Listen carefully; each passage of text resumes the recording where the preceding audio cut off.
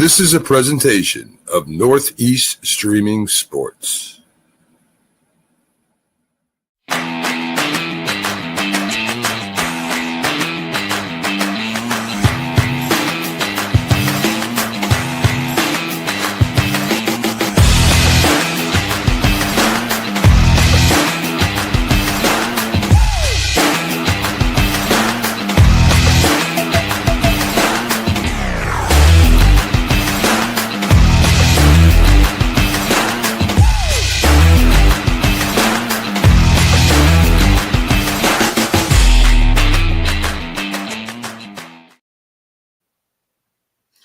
Good evening.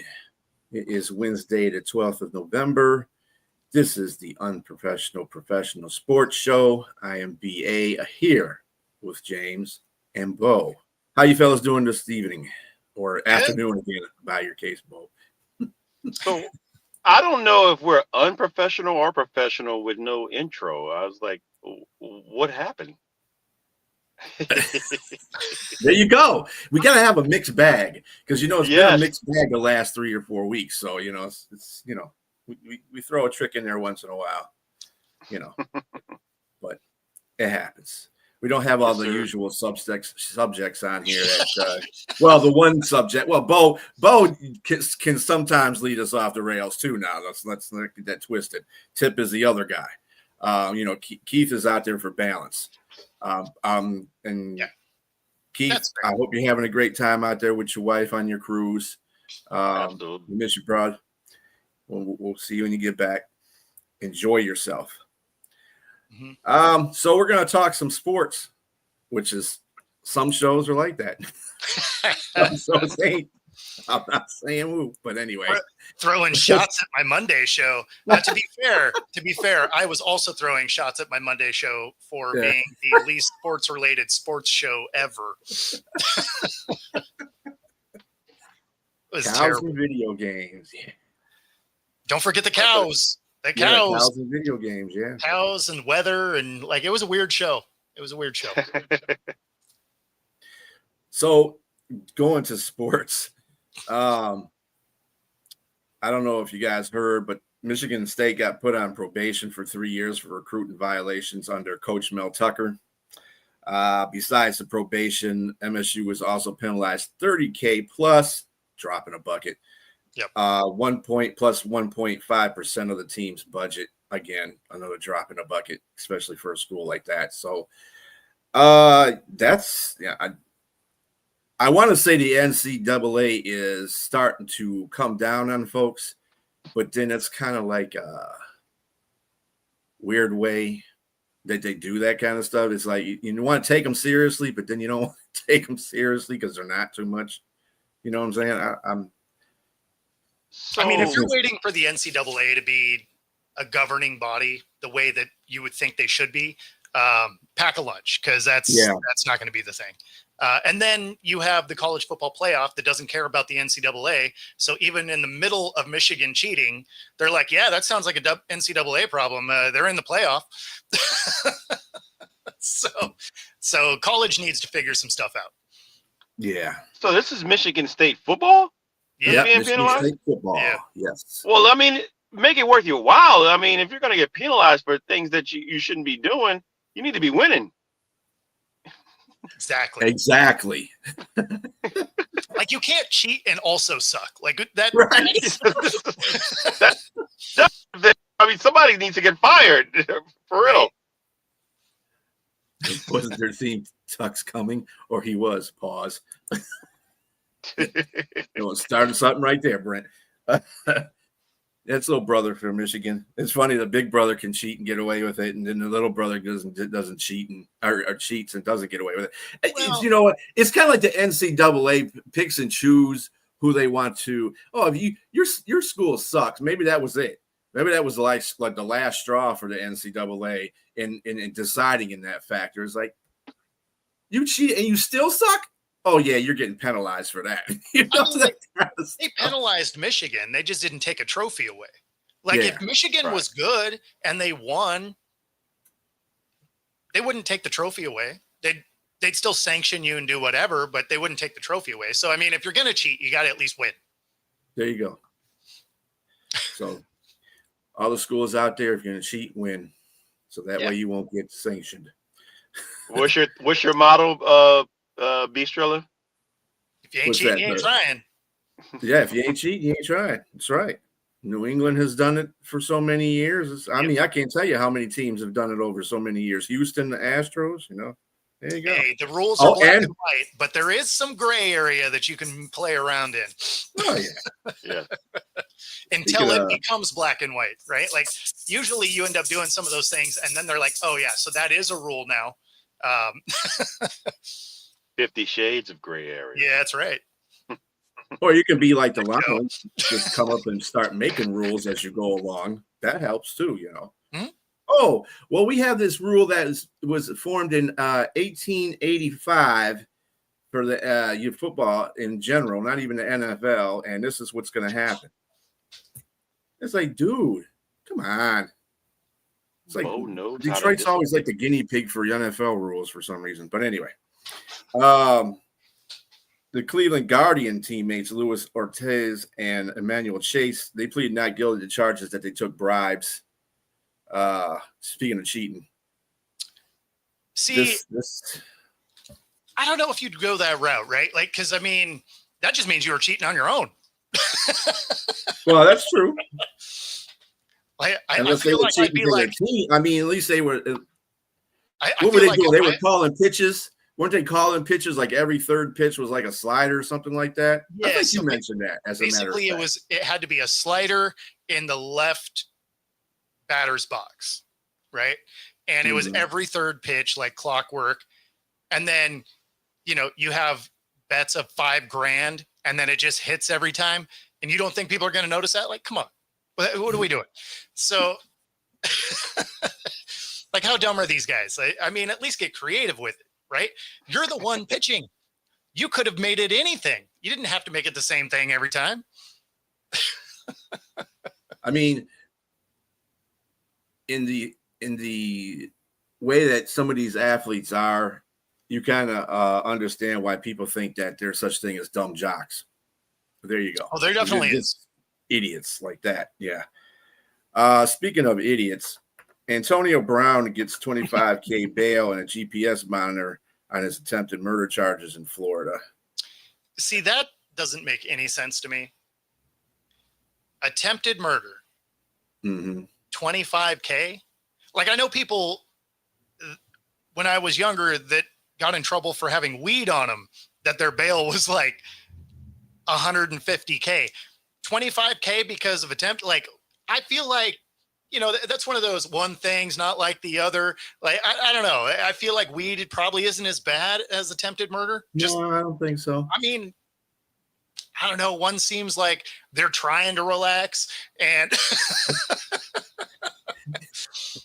yeah, it's a good thing. Why are you going to give 150 for doing something good, and then you give this guy a $25,000 for bail after he allegedly, let's put that in there, attempts a murder. So I don't know. I don't know. I got nothing. It doesn't make any sense to me, especially with a guy like AB who isn't mentally stable. I would have wanted to keep him maybe somewhere that he could maybe not go finish the deal. Well, Brent, he's got a GPS tracker on his ankle. He's got an ankle monitor, so they'll track him wherever he goes, unless he takes it off. Of course, that could happen too. I mean, it is AB. You don't know what happens, Well, that's the thing, right? Like, scissors exist and private planes exist. Right. Like, you could bounce out to somewhere that doesn't extradite people. The dude extradited himself and went to Dubai. Obviously, you got some kind of money if you're going to go there and just chill. Well, Dubai is not a cheap city. It's not. He also did. He was doing like appearances and stuff there, so he was still making money while he was there. But like, you got to be doing something dumb for Dubai to want to get rid of you, also, right? Because they don't just freely extradite people from there. So they had to have been like, yeah, you're kind of annoying, dude. You should probably get up out of here. So. But it wouldn't shock me for a 25K bond, which you're only spending like $5,000 on anyway, right? It's not like you pay the whole thing. That's what you go to bail bonds for, right? It's a percentage. Mm-hmm. So, Right. He's probably like $5,000 into being free. 30-cent scissors will take that thing off. And then, you charter a plane to any other country that's close and then fly commercially out.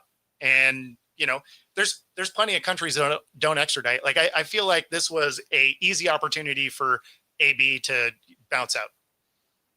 Now, I don't know if he does, but he's crazy enough you could see him doing it. Like, if I saw a headline that was like, Antonio Brown's running from the cops and, now he's overseas, to be like, yeah, no, that makes sense. Like, it wouldn't be surprising news, put it to that. Not at all. In fact, if I heard that he stayed and went to jail, I'd be like, oh, I mean, that's curious. Like, our resident lawyer to be Sonia, she pointed out that Saudi Arabia, Dubai is one of the cities that have an extradition agreement with the United States. So if the United States wants somebody, they're going to come get them, and they're going to allow them to come get them. So it doesn't, since they have that agreement, that's the reason. I don't think he actually knew that, which is weird, because if he didn't know that, that means his lawyer wasn't doing his job, because he's going to say something to him about that. They go to a country that doesn't have that rule. How about that? And there's plenty of them. So it's not like it's not like there's one obscure country to go to. Like there's quite a few of them that are not big fans of the US and will give them the middle finger the whole way. Yep. So yeah, I don't know. I thought it was interesting. And I know that Dubai has the extradition agreement, but they don't necessarily always abide by it, right? They're just like, oh, we don't know where he is, right? Whereas this one, they're like, yeah, no, you're dumb. You should get out of our country. Like, I think it all has to do with how much potential he has for the country itself, instead, or for the city itself, and not, the dumb stuff that he's got.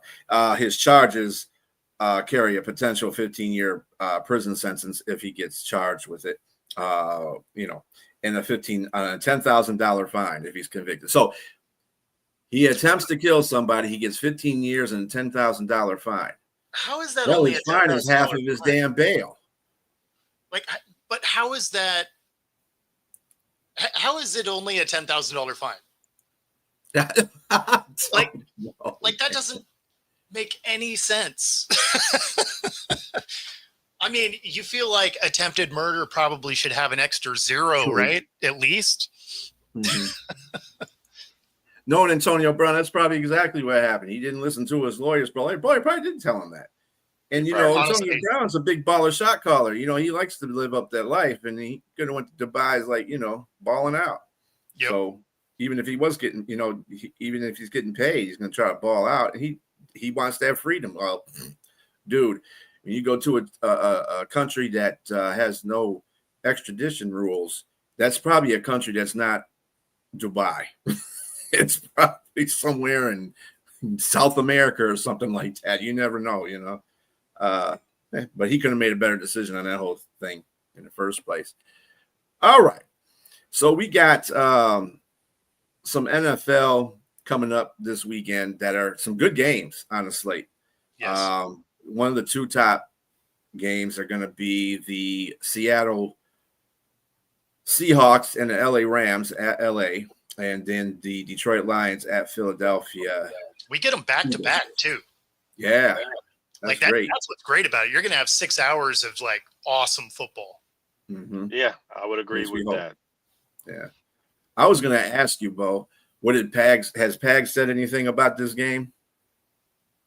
No. Well, so he hasn't been on the show.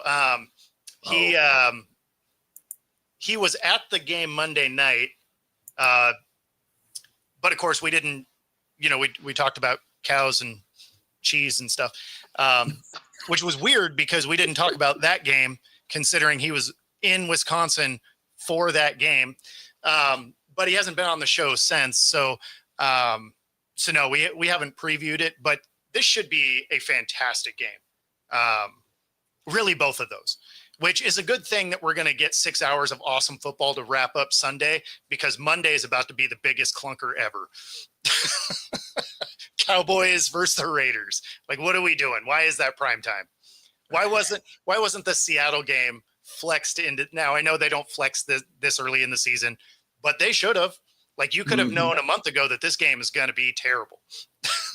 And I don't know. Was it potential on potential? I don't have. Well, so they don't actually start flexing games until week 13, I believe. Right. It's 12 or 13, something like that.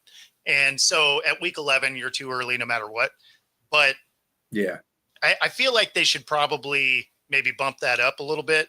Like maybe at week 8, they can start flexing games. Exactly. Halfway point. Yeah. Like you can kind of see which teams are for real, which ones aren't. At a minimum, it should have been, week 10, right? Because you had the trade deadline. So they should have started last week. Like, oh, all these teams that punted all their players probably don't need to be in prime time. Saints. Yeah. Yes. Yeah. Like, Saints, Jets. I understand the Jets won, but they didn't need to be. The Dolphins probably don't need to be. Also a team that decided to win randomly, but Tennessee certainly doesn't need to be in prime time, those kind of things. Or if they are, they should be on Thursday because they require that game to suck. And so, they're like, oh, you have one win. Cool. Thursday night. That's for you. Thursday night suck bowl. Yeah. Mm-hmm. Also, in the news, of course, Brian DeBoer got fired as coach in the middle of the week here. Do you think his GM is going to be following? And the GM's going to be following pretty soon. No, probably at the end of the season. Probably at the end of the season. Yeah, I would say. I know they evaluated both of them separately, and obviously the GM has he's made some pretty good moves, man. I mean, you really, with the opportunity that you were given, say for instance, you got your quarterback in his last draft, and you got your a key piece on your defense, and you're right at the top, and you got a decent running back. So it was a great draft for them.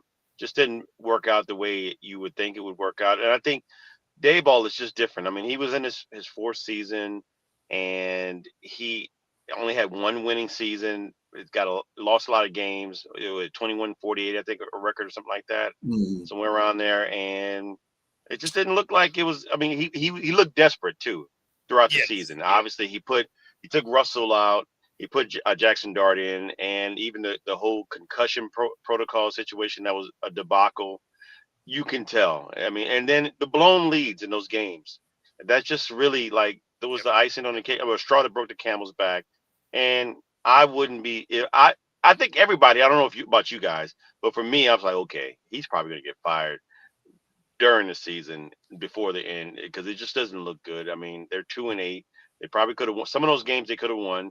That Denver game. That was a total debacle. Yes, and several games. And I just think that it was just time for a change. And now you got Jameis Winston in as your starter. They're just trying to save face and just try to figure out what they can do with the game until Jackson Dart comes out of concussion protocol.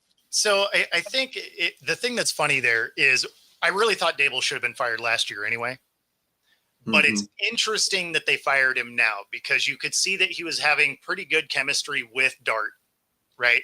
You thought he was ultimately going to end up getting saved because Dart ends up in concussion protocol. Now, obviously, this is like the third or fourth time he has. So, I mean, clearly he's using him incorrectly anyway. You lose Scatabo, you lose Neighbors. So, I mean, you have all these pieces that are injured. So you thought the amount of injuries might save him for one more year only because of the chemistry that he had. I think what sealed his fate was Dart goes down and he let Russell Wilson engineer a loss, right? Because they were up 10 with 4 minutes to go, right? Yep. And Wilson ends up with 4 drive opportunities, has 12 plays for 7 yards. So when you had your first 6 plays, right, fails miserably, and I don't know why you thought Russ was going to be the guy. He wasn't the guy when you had all of your players. That's why he got benched to begin with. So I don't know what you thought he was going to do with all of your stars hurt. But in any event, say you bring him in because he's your QB2, cool, whatever. So he goes 3 and out, the other team scores a touchdown, I'm throwing Winston in because we're already on path to lose here. Let's see if Winston can add a spark. I think the fact that he didn't look at Winston, who's actually making way more money than Russ anyway. And does Winston lose you the game? Yeah, probably. It'll at least be interesting. It won't be a 3-and-out. He'll throw a touchdown pass, maybe to you, maybe to them. You have no idea. But at least he's gonna, be out there doing something. Whereas Russ went out there and, I mean, literally it was 4 drives of 3-and-out. I think one of them was a 4-and-out. But and to piggyback off what you just said, it would show that you're exhausting all your options. Yeah. I mean, to try to salvage something out of this, you already know what you had in Russ. You made a decision, set him down. You had a capable guy that can come in and spell you. I mean, in Jameis Winston. I mean, you saw what he did in Cleveland last year. He won some games he wasn't supposed to win. Yeah. And he lost some games that you probably figured like, okay, yeah, he probably wasn't supposed to lose either. Yeah. So I mean, it's just. He'll be over there and he'll eat a W. I don't know. Like, he's a weird dude. So if nothing else, the press conference would have been fun. Like, like the one he was singing at today. Yeah. Because he found out he was a second string quarterback, even though he might start, depending on what Jackson Dart goes through. I bet he starts. Oh, I bet he starts. You guys didn't see that? He is a starter. Well, he's listed as the starter as long as Dart doesn't. Yeah. Oh, gotcha. Yeah. So realistically, if I'm the Giants now, because now you've already blown it up, right? Like, you've already got rid of your coach. You're going to have an interim guy step in. You got a bunch of guys hurt. I'm not running Dart back out there. We've already had enough tape that shows, hey, he can play football, right? So at this point, I'm going to slow play it. I'm going to let this thing finish with Winston. Because, I mean, why wouldn't you at this point? Yeah, you might as well. That's what they should have done in the first place. Yeah. Don't put Russell out there. I'm sorry. His old ass is not. So he's kind of done. Well, that's my question for you guys. Because this is the way I see it is he played bad enough this year. And then at the end of that game, I don't know that another team gives him a call after this season. No. I still disagree with that. I think a team still calls him because he's done, but he's done with a team that's. I mean, Russ needs at this juncture of his career, he's got to have talent around him. Well, he can't do it. He can't do what he did because I mean, let's look back at your days in Seattle. Russ didn't have the great talent around him, but Russ was able to elevate. I mean, you had a great defense, but it wasn't just your defense because before Russ got there. That some of those players were there, and Russ still was able to put himself in contention to be MVP-like, and he's got elite numbers to where he was able to play. It's just that he's fallen off because his style of play has a shorter cap window for age. So I mean, he's not gonna be able to do the rollouts and everything like he did. I mean, don't get me wrong, he'll spell it. I mean, because trust me, he did it against Dallas early in the season, throwing for almost 500 yards. Yes, exactly. He'll have moments. And so he'll play, but I don't think he'll be a starter somewhere. I think he'll be a backup somewhere. Yeah, I think his starting days are over, but there's a real good chance that he may be kind of just done in general. So, when you look at his last couple of years in Seattle, weren't particularly good, right? He goes to the Broncos.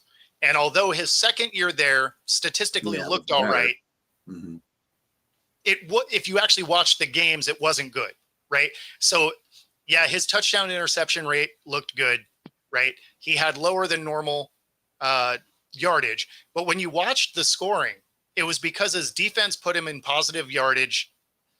Anytime he had to drive the field, they didn't score. They punted, right? Almost all of his scoring drives were around the 50 or shorter. Well, you know who else can do that? Literally every quarterback in the league, right? So then you go to the Steelers, not particularly good, right? He was okay. You go to the Giants, can literally do nothing. Dart comes in with less talent because he ends up getting guys hurt, throwing them hospital balls. And they end up looking better, not necessarily winning a lot, but they look a lot better. He comes back in to finish that out and has 4 drives of 3 and out. I mean, you're not who I'm calling. Like if I'm a GM and I'm looking at the other backups that are around, I'm like, yeah, that's probably not my dude. Because one, players don't buy into his weirdness. That stuff sells if you win, right? But if players think you're phony and you're not at an elite level anymore, they are not listening to you at all. They will listen to your nonsense if you are elevating the game and you're winning games, and like all that stuff sells fine when you win. That whole winning cures all thing. But if they think you're corny, phony, whatever words you want to use, and you're not winning, yeah, they tune out real quick. Yeah, So, I just don't. Yeah, I'd see him. He'll be a backup somewhere if somebody is desperate enough to call for him. I think it's that. I think it's that second part. I think it'll be, he may not necessarily be on a roster until later in the year, right? Mm-hmm. Like if somebody gets hurt or something like that. Like I could see his career being one of those where he gets called off the couch kind of thing. I could see that a little bit. Desperation moves. Don't get me wrong. Like there's teams like the Titans and stuff that exist. Like he's going to be on a roster. I'm not pretending like they're going to be like, oh yeah, go sell cars somewhere. Like obviously he's probably going to be on a roster, but nobody's expecting him to really do anything moving forward is kind of what I'm looking at. I like to be as hopeful as James is for him, but I just don't. The dude has been fading since his last 2 years in Seattle, and it's just like a steady decline ever since he's gotten, he's came from there. So, and then I know. Tom. I like I said, I think he probably could be a backup somewhere because the evidence. I don't just like try to shoot shit. Excuse me, crap out of my. You know what? Yes. Yeah. Pretend no one heard that. Anybody out there? Pretend you didn't hear that. But hear what? Thank you. Yes, but the evidence was there. Like I said, the game against Dallas, that was vintage rush. But I think he can only do that maybe in a spell and in a situation where you have key players. Absolutely, Dallas's defense. But with that said, I mean, anybody should be able to do that, I guess. But I bet he could have done it against the Bengals. Probably could have done it against the Bengals too. Yes, but my point in bringing that up though is that he could still play in the spells. I mean, and that's where a backup player should come in for somebody and do something like that with an ideal situation, meaning you have middle league neighbors playing, you have a few other players playing, you have a running game. In a situation where you're trying to lead a team or depend on a guy to elevate other players around you, that like you got Jalen Hyatt. I mean, like I said, DBs are comfortable at their stay at the Hyatt because he's not the guy that's going to, be out there dominating it as a number one wide receiver. So, like I said, at this juncture, he's better as a backup, better suited as a backup. It's just obvious, just from the past few years. But he can still play. I think he can still play. I just think he could play in spells, and it has to be an ideal situation for him. He needs to go somewhere that has a really good offensive line at this point in his career. He needs a protection, but he needs protection that allows him to move around, right? Because his best passes are still on the move. He just needs that on the move to not being chased. Right. They need that moving pocket. And that's part of what happened in Denver. That's part of what happened in Denver. That wasn't Sean Payton's MO. He wanted him to run the plays the way he wanted them. And so Sean Payton, I get it. Russ was not the same Russ, but at the same time, Sean Payton, let's not absolve Sean Payton of any wrongdoing, because he definitely played a part in Russ being kicked out of there because they wanted him to take a pay cut. Yeah, well, he wouldn't do that. The biggest thing with Payton is you knew before that even really got finalized, those personalities were not going to work. Right. Payton Absolutely. is a no nonsense. We're here for football. Do not mess with my program kind of person. Mm-hmm. And Russ had really evolved into me before we. Right. where I'm going to have an office and the executive level and all this goofiness that he did for Denver. So like, you knew before that was going to, I mean, as a Seattle fan, you're like, oh yeah, let's do all of that. Like, got the popcorn ready. Like, I know this is a dumpster fire. So, I mean, it's, but yeah, I mean, you knew soon as they went, oh yeah, we went and got Peyton. I was like, oh, that is not going to work. Yeah. Sure. I mean, when you're on your second quarterback anyway, you don't really have much chance to go anywhere in the first place because you're on your second quarterback. And I guess somebody would hire him if, in fact, they didn't expect much from him. If they hired him for that and they said, well, I don't expect much from you, bruh, but you're there, you're here.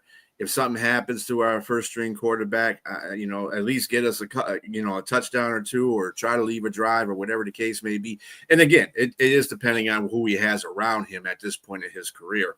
So, yeah, I mean, if you need to do high knees on an airplane, he's your guy. and it was asked if there was a chance he chooses to retire. Now, I don't know what he feels he can do in football right now, but I'm gonna go with no chance. I'm gonna be like, if my wife is a Grammy Award winning singer, I think I would probably stay at home. You know what I'm saying? Because she's making money. But hold on, bro. She ain't been Grammy Award winning since the beginning. Well, whatever. Not just that, but she's making money though. Oh, she's still making money for sure. But like he'll keep playing. Like, she's not doing jujitsu, so he's all right. Like, I don't know with her. Kind of whammy she putting out of him. But anyway, yeah. No. I was just thinking Giselle, right? So. Oh goodness. Oh yeah. Damn. So she's not doing jujitsu, so he can keep working. But no, I don't think there's any chance that he. I don't think there's any chance that he retires this next year. I think if he starts to become that off the couch guy, I think that's where he does it. Yeah, because then the ego doesn't let you keep playing. I think that's in his brain though, because the one time when he came out there for the Giants and everybody was booing him, that's got to take a shot to your, that takes a shot to your ego. Yeah, I mean, everybody was booing you. They were booing so loud you could hear it on the TV all the way in the back room somewhere. That's the New York media, man. Our fan base. That's just what it is. I mean, you know what you get into when you come there. Sort of. I mean, that just happened to Bo Nix this week. His own fan base was booing. I think they were booing the offense in general because they're flat. No, in fact, fun thing. I have the soundbite for it. Oh, look at that. So here you go. All right. The Bo Nix one? Think about some of their reaction, boos and that kind of thing. Well, I've been booed before and I'll be booed again, so not going to be the last time. It's obviously unfortunate. You don't want your own fans booing you, but, it's part of it. Yeah, I mean, so I don't think they're going to be – I don't think that plays as big of a – I mean, it might for Russ because he does have that need for I need everyone to like me kind of thing. Mm-hmm. But I don't think it's as big of a deal for him. You know what I mean? Like it happens. It's part of football. So I don't know. Year. He's probably in a slump. I mean, just like everybody, most quarterbacks after defenses have some film on you. You know what I mean? So it's just he's under strong pain, man. It happens. That was a bad game just overall. But I mean, on Russ's end, it happens to all of them. So I don't know that that weighs so much on him, right? Other than his need for everyone to like him kind of thing. But, I don't know if that's as big of a deal to those guys. Well, speaking of everybody needing to love them, we do have 30 and 30 may start the next game. You know what? Let me tell you something. Jameson Wilson, if anything, he is entertainment all the way to the max. Even playing football, I mean, the dude, he's a gunslinger. He don't even care at this point. He just, hey, I saw he was open for like a second, and just because the ball got there 2 seconds later doesn't mean I didn't make the right choice. I mean, the problem with Winston is I'm not even necessarily sure he saw his own guy open. He, like, some of those throws, he's like, someone's down there. Mm-hmm. That's what I'm saying. Might be my guy, might be your guy. I just saw a helmet, which meant there's a dude down there to catch the ball. Jameis has to have a hot streak. Once he's on a hot streak, he will light fire. He's like a tale of two. It's like two. Let me see. This is an analogy. He's Jekyll. Okay, so Jameis is like a guy that I would liken to be like a flamethrower. He can light up the areas and tear up any type of warfare and just enemies and light them up. But he can also be a person that will walk into a house that's full of gas and light a match. Many times. Sometimes. And blow F up. You know what I mean?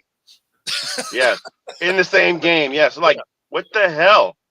Mm-hmm. Trust me, I've seen it. And just like, that was just scratching your head. You leave the coach, the fan base, everybody, the owner just scratching their head, like the mascot, like, what the heck just happened here? And so but I mean, that's just what you get. So you just don't know. He's like the box of chocolates. You never know what you're going to get. That's just what it is. Yep. Yeah, no, like I forget which game it was, but he had like, I think he had 2 touchdowns and 2 picks, and they were both like pick sixes or something. Like, he had such a ridiculous game. But that was the most Winston game ever, right? Now, this was obviously years ago, but I think it was actually during his 30 and 30 season. Yep. But that just is who he is. Like, he's going to sling the rock, and half the time his guy's going to get it, and half the time they're not. Yeah, I mean, but he is fun to watch, and he's going to say nothing but craziness. 30 and 30. Yeah, I think there was one game that, like you mentioned there, where he threw 4 touchdowns. Unfortunately, 2 were to his team. The other he threw 2 pick sixes as well, right? Yeah. Yeah, no, like he is that guy that is an absolute disaster. Like, if he's on your team, you're just like, okay, cool. This is going to be fun to watch no matter how it goes down. Mm-hmm. But you go into it knowing we're probably going to lose this game. It's going to be fun, but we're probably going to lose. Both sides are pulling out popcorn. Oh, yeah, no question. Yeah. Yeah. He has, I mean, he is a capable, he's a capable quarterback, but I'm telling you, he doesn't have the finesse that like Stafford does. Yeah. A point being that Stafford played Baltimore in the year that they won the Super Bowl, and they went on a road to Baltimore. And Stafford actually put himself in a bad position in that game by throwing 2 pick sixes. I think that was one of he had like 17 interceptions that year. He went to the Super Bowl. But 2 of those pick sixes were, they returned for touchdowns, and Baltimore was up. But at least Stafford has the wherewithal to make sure, hey, you know what? Let's do this a different way. And he won that game. It was a field goal that won the game. Well, it was a return kick for a touchdown that won the game. But he had him in a position to win the game at the end. So, I mean. So Jameis will do that. He does. I don't know if he's going to figure that out. Well, I think he's a different type of. It's not necessarily that he figures something out. He just happens to have like luck, Dory brain when it comes to mistakes, right? Like, he doesn't remember that he threw a pick while he's walking off the field, right? So it does not affect his next drive because that is long gone. Like, he's just, they tell you to forget quick. Like, I don't think I've ever seen anyone forget about a bad thing that they've done as quick as Jameis Winston does. And it's not an indictment on him. That's great. Because if you throw a pick, like, you just got to move on. I don't think I've ever seen anyone move on quite as quick as he does. Like, he doesn't even go over there and like throw the iPod or toss his helmet. He's just like, why is everybody upset? Like, I'll get him next time, fellas. Yeah. So he just shows everybody the W. Exactly. We're gonna get. He's just eating it knuckle deep. Exactly. You're just like, I mean, I guess cool, man, but Yeah, I don't know. So, and other NFL news, guess what? Justin Tucker is on the loose. Welcome to the Browns. There you go. Right? No, we were talking earlier in our Atlanta. chat that me and James are in. You should go to Atlanta because Atlanta's always, they're signing a kicker almost every week now because they can't, find a good one. No, I said, so well, that's a real answer. Obviously Green Bay could probably entertain the guy too because their guy's hurt. For massage reasons, the Browns make the most sense. Him and as long as you can deal with his off-field out. issues and make sure he doesn't go to any massage Watson. parlors, he'll be fine. Yeah, him and Watson can hang out. They that can would be be there. great. They can be each other's alibis. Yeah. although Justin, Tucker, he doesn't have. I don't know what at least Deshaun had his stuff kind of like on mid-level, low key. Tucker just has his stuff all out there. I was like, wow, dude. The thing that's funny is he'll definitely get calls, right? Outside of his last year where he had all of this coming out, which, that's going to mess with your head for sure, right? You're going to be less focused. Anybody that says you're not is lying, right? Like if you have that kind of craziness going around, you're just not going to prepare the same because your brain's just not going to be there. That being said, even with the struggles that he had during that season, he's still the most accurate kicker all time. Someone's going to give him a call. I agree.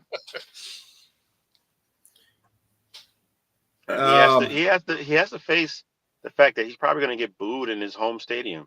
Wherever he's at. Yeah. And we have solved the whole Payne versus Brown controversy about Payne basically punching the hell out of him on St. Brown. Yeah. In fact, I got that video for you. Oh, got another one. All right. This is that video. You get to see both hits. All right. That we got in a little scuffle. You saw St. Brown hit Duran? Yeah, for sure. Gave him that too. And they did too. There was some bullshit, back and forth, whatever, this and that and the other. And then, we end up scoring. And, I go up to him. I say a little something, nothing crazy. And then he decides to swing on me. So, it is what it is. Yeah, he didn't want to mention the fact that 2 plays prior, he socked him in the face. But, he did mention that. In fact, on his podcast, the St. Brown brothers, he mentioned that, they had scuffle going on in the 2 plays beforehand. What happened was he got cleaned up by a cornerback. He got planted on his back. And as he was coming up, Payne bumped him. So he pushed Payne. It was like it's like a 5th grade, schoolyard thing going on. So then Payne pushed him back, and then he said, I didn't mean to swing at his face. I just wanted to push him, but I hit him, and that was wrong. I shouldn't have never done that. He's like, accident. Yeah. I didn't mean to swing face. Yeah. Considering both of those, Amon's really was like,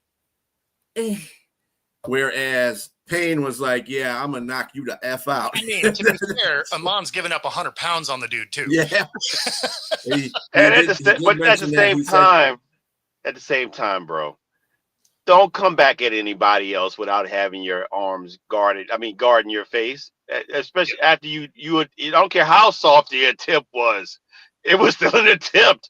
That's like you taking a knife and you're like, you still swung a knife at me, man. Yeah, like, what do you want me to do? Yeah. Then he said he had grabbed his Payne had grabbed his face mask and was like shaking him. So that's where it stemmed from. And then he was talking about how he when he got hit, he said, yeah, I don't think I want to start a fight with this guy. He's like 300 pounds. I'm not doing that. I'm not getting cleaned up on this field. Hell no. So he admitted that too. He said, Amon is a smart guy. So he knows what's going on out there. But then his brother was talking about, if you saw that video where Payne punched him, the first thing he does is, what does he do? He guards his gems.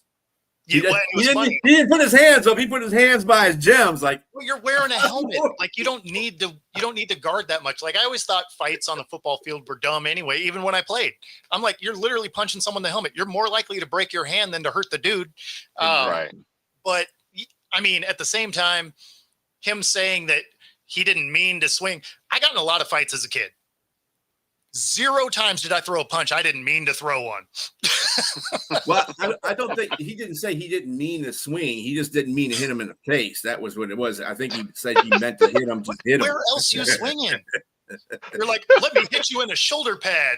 Hey, like, I'm just a messenger. I'm just delivering what he said. That's all. You do know how dumb that sounds, though, right? I mean, yeah, just come clean and just say, or don't say anything at all. Don't interview. Don't talk about it. Just like because it's gonna sound crazy to say that. Especially because on top of that, then you now incriminated yourself on your own show. So now you're definitely getting a fine now if you didn't get one before. That's almost like OJ situation. Like if I was gonna do it, this is what I really would have. This is what I would have done. Like, I mean, come on, man.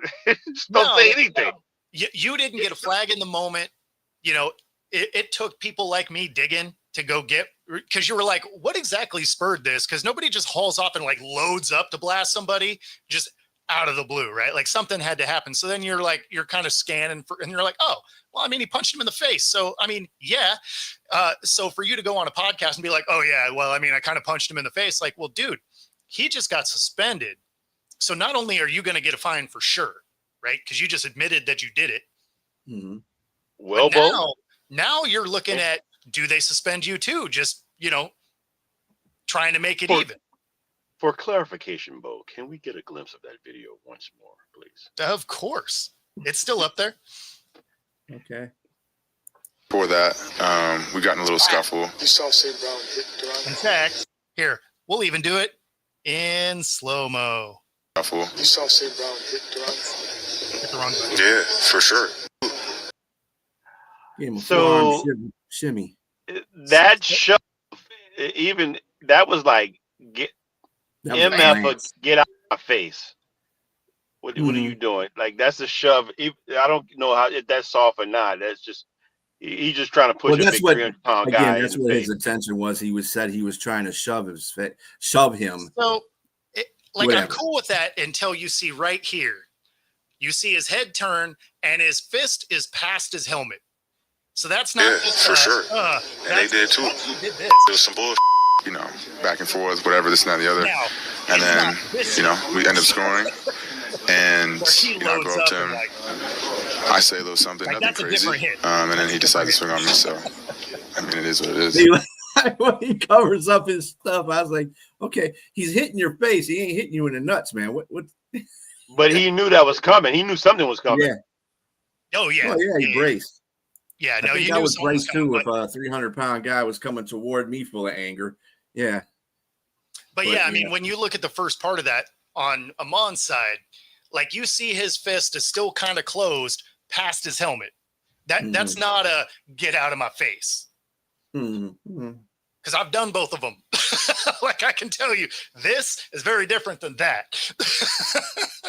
I saw a lion versus not a commander, but a bear. That dude is right. Yeah. But at the end of the day, he's going to get a fine. I'm sure it'll be somewhere in the $50,000 range. He's not going to get a suspension because it wasn't caught in the moment, right?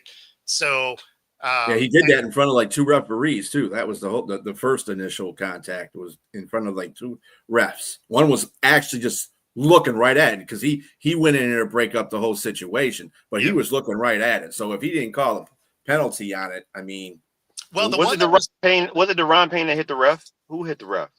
No, that was different. That was game. Same game though. Like it was a same weird game.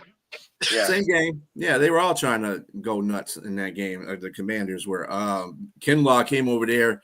It was Kinlaw. And it got in Goff's face, and Goff just said, "You come over here and talk all the stuff you want. Look at the scoreboard." Well, whatever. And you could tell. Go back and you ain't even got a sack this year. Shut up and go sit down somewhere. Probably. Yeah, that's probably when he came over there and said, "I almost got you. I almost got you." Dude, Totally stupid. That's stupid.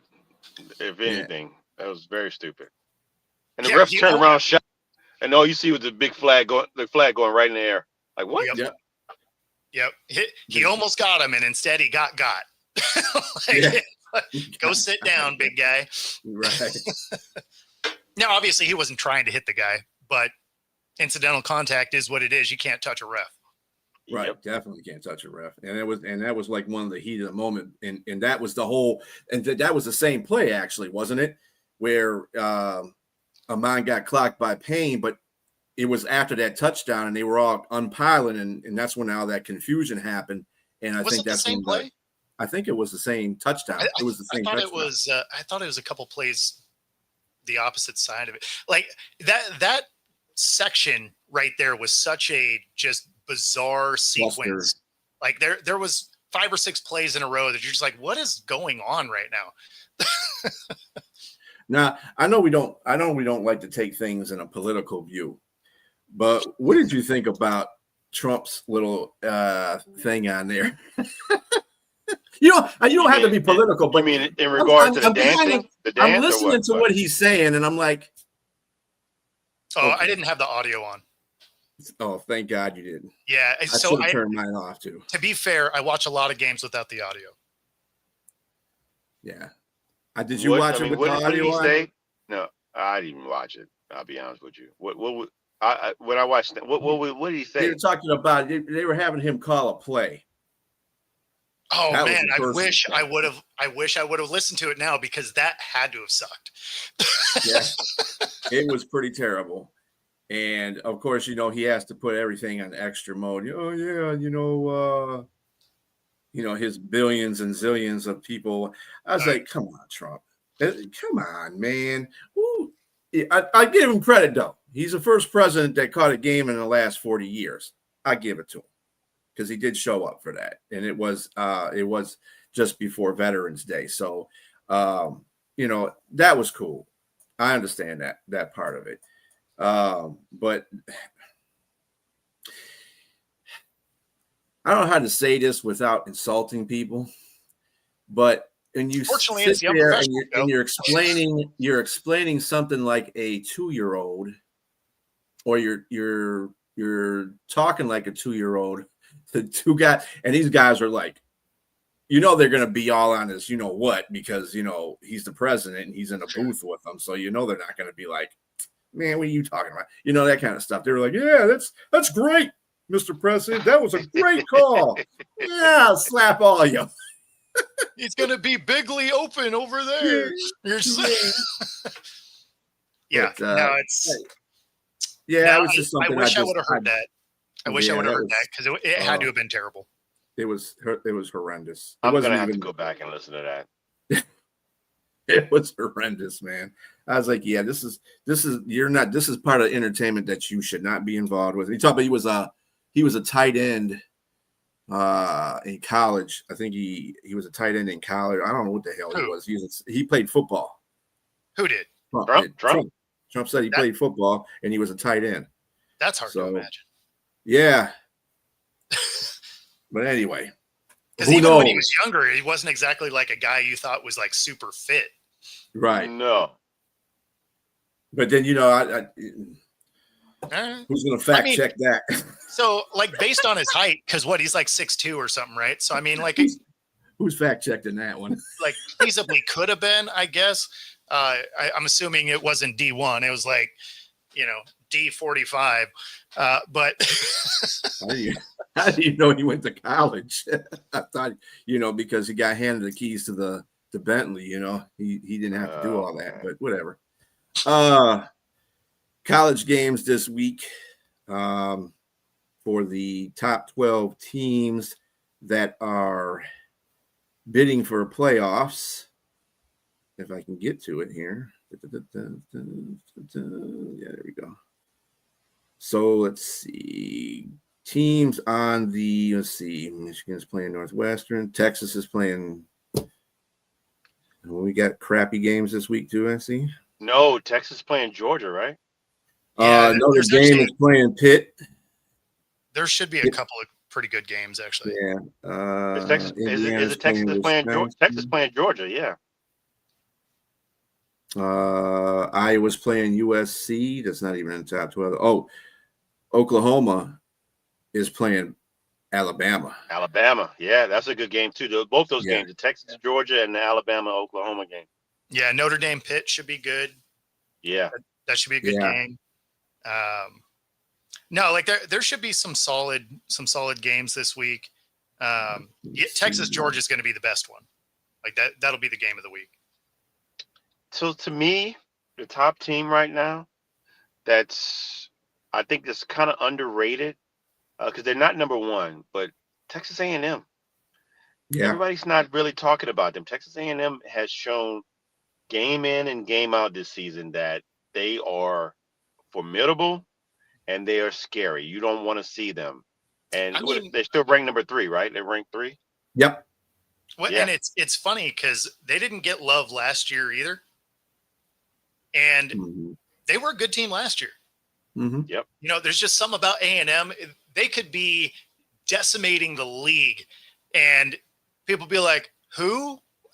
Like, you're just like, do you only watch if it's a big name school? Is that what we're doing? Because I mean, if you're watching good football, like A&M's been playing really good, and not just this year. I mean, they looked good last year.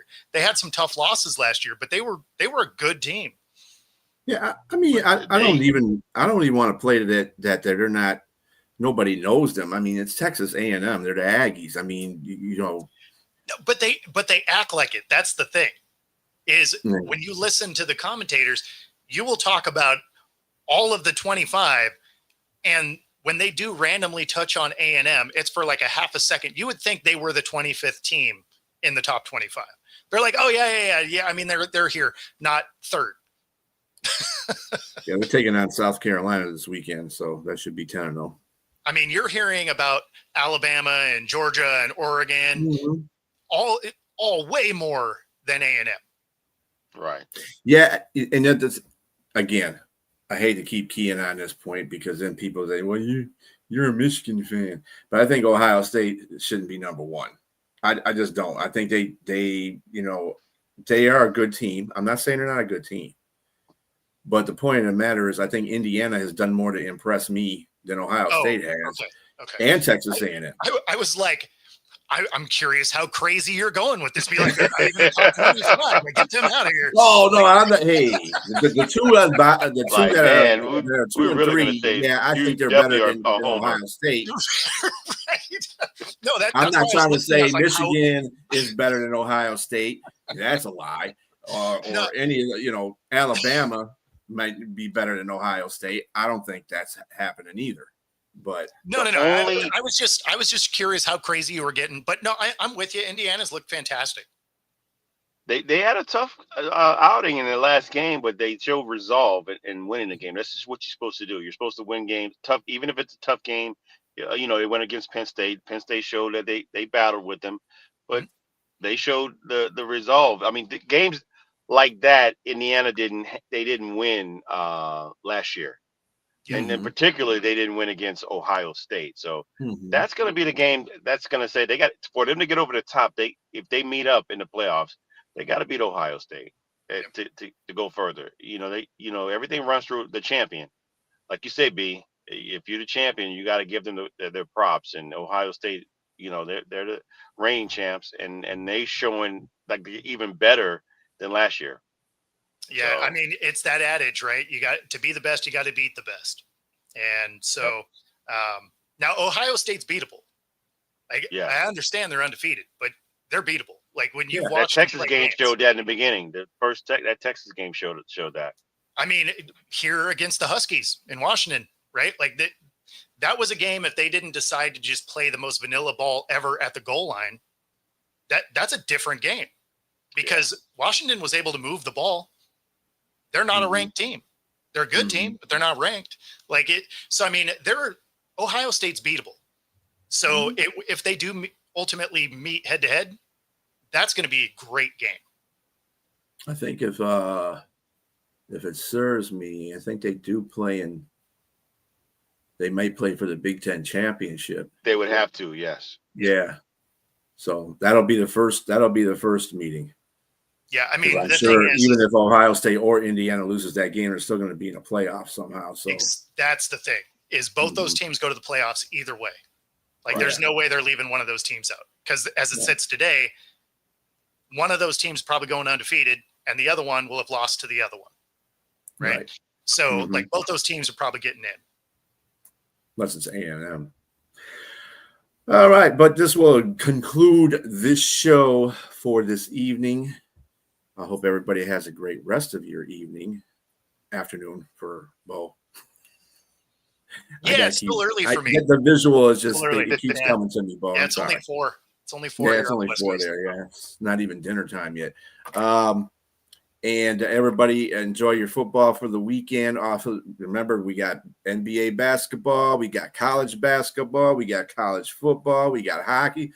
Man, this is the best time to be a sports fan, let me tell you. A lot of sports. So get in where you fit in and watch what you like. Yeah, everybody have a great rest of your day. Peace.